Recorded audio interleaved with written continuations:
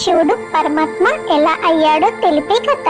ఒకరోజు బ్రహ్మ మరియు విష్ణువు ఇద్దరు గర్వంతో వాదించుకుంటున్నారంట. నేను గొప్పవాడిని అంటే నేను గొప్పవాడిని అని.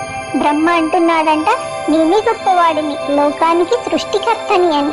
విష్ణువు అంటున్నాడంట కాదు కాదు, నేనే గొప్పవాడిని, లోకాన్ని కాపాడేవాడిని, నేనే గొప్పవాడిని అని.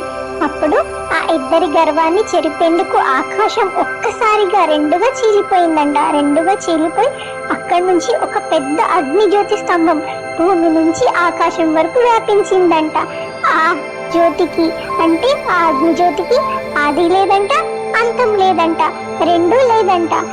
ఒక్కసారిగా బ్రహ్మ విష్ణువు ఇద్దరు ఆశ్చర్యంతో ఏమిటిది అని చెప్పేసి బ్రహ్మ హంసలా మారి పైకి ఎగిరాడంట. పైకి ఎగిరి చూస్తే ఎంతవరకు ఎగురుతూ వెళ్ళినా దానికి అంతం అనేది లేదంట.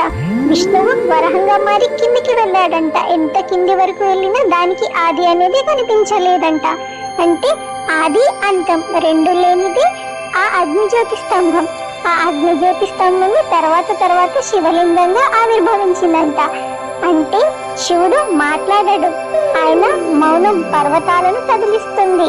అప్పుడు ఆ అగ్నిజ్యోతి నుంచి ఒక మంచి స్వరం వినిపించిందంట. గర్వం ఉన్నంత వరకు జ్ఞానం ఉండదు. ఆది నేనే, అంతం నేనే, మౌనం నేనే, అంతయు నేనే అని చెప్పేసి ఆ జ్యోతియే, ఆ అనంత శక్తి రూపమే ఎవరు? శివుడు, శివలింగం. నిజంగా చెప్పాలంటే కాలం కంటే ముందు ఎవరున్నారు? నిశ్శబ్దం కంటే లోతుగా లోకంలో ఏదో ఉంది. అదేంటి? అంధాకారం కంటే విశాలంగా ఒకటి ఉంటుంది. అదేంటి? అంతయు శివుడే. ఆది లేదు, అంతం లేదు. అంటే సృష్టికి అతను రక్షణ కాదు, సృష్టి కాదు, ఆ రెండింటిని పుట్టించిన చైతన్యమే శివుడు. సర్వం శివం. ఓం నమః శివాయ. ఏమైనా తప్పులు ఉంటే మన్నించండి.